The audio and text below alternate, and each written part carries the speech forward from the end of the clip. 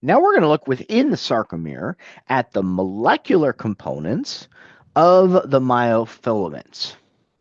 So the thick filaments, as you know now, are composed of myosin, and the thin filaments are composed of actin. So during contraction, remember if you, again, hold your two hands separated from each other with your fingers pointing inward, if you move your fingers towards the center, your fingers are the actin. So this would be basically where your thumb would be. These are your four fingers pointed from your left hand.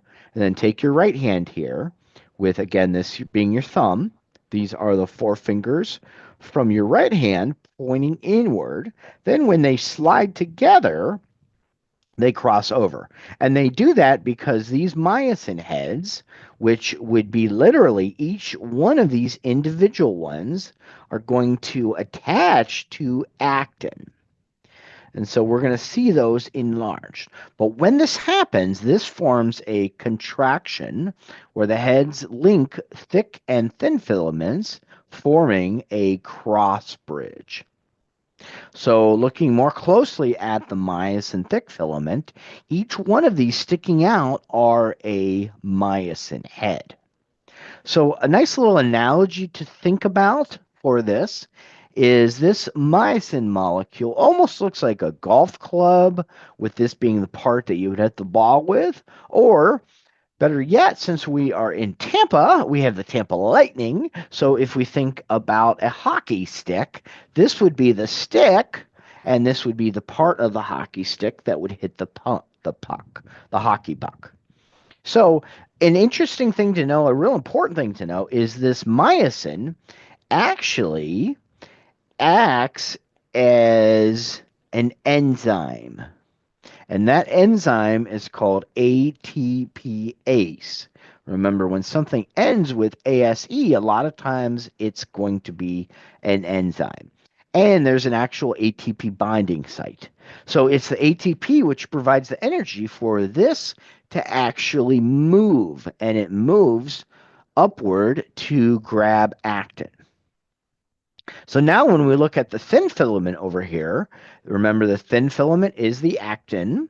So the actin subunits are shown here, and the myosin has to grab the actin. But it can't do that because there are two what we call regulatory proteins. And the job of these proteins, called troponin and tropomyosin, are that they block the binding site.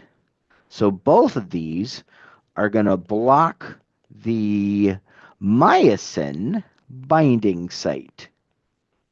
And if you look really closely, you can see a slight depression here, for example, or here, and you can see them better down here.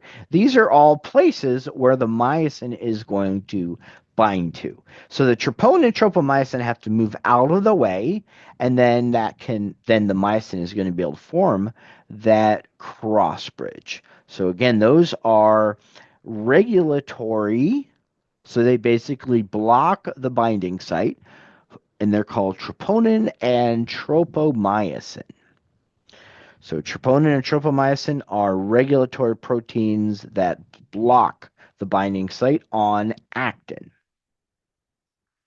Our next slide mentions what we call the sarcoplasmic reticulum. And this is kind of a modified network of smooth endoplasmic reticulum that you learn about early in the semester, but it's specific just to muscles. Its job is to store and release calcium. We also have a couple other important structures in the muscle cell also. We have the T-tubules, which are tubes that are formed by the protrusion of the sarcolemma deep into the cell interior. And in the interior, they form what's called a triad, or terminal cisterns of the sarcomere, the T-tubule, and the terminal cistern of another sarcomere meet. And this will make more sense on the next slide when we see the anatomy of it. So the triad relationship is because we have the T-tubule containing a membrane protein, and when the electrical impulse, the action potential passes by, the T-tubule changes shape, the sarcoplasmic reticulum changes shape to release calcium into the cytoplasm.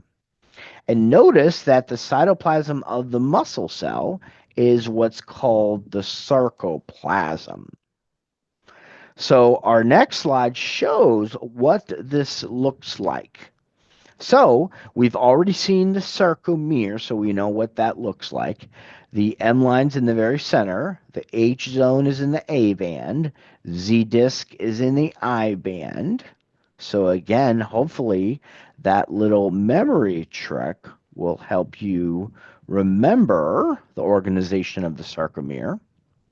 Now, surrounding these myofibrils and all the muscle cells is this plasma membrane called the sarcolemma. And the sarcolemma then extends to what's called the T-tubule. The T-tubule then enters into the center of the cell. So you can see it's kind of in the middle right here. And it's going to be between these two blue structures that we see. So it's between this structure and this structure. So since there's 3 total structures here, that's why we call it a triad.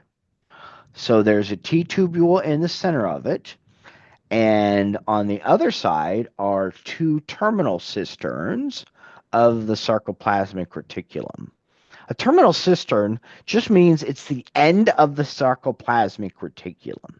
And remember that all stores calcium.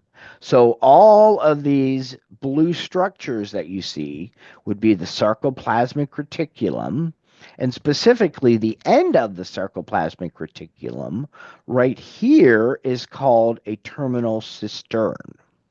So what happens is the electrical impulse, which is called the action potential, travels down the sarcolemma into the T-tubule. Once it reaches the triad, it's basically going to cause the release of calcium from the terminal cisterns. So now calcium is in the sarcoplasm, which remember is the cytoplasm of the muscle cell.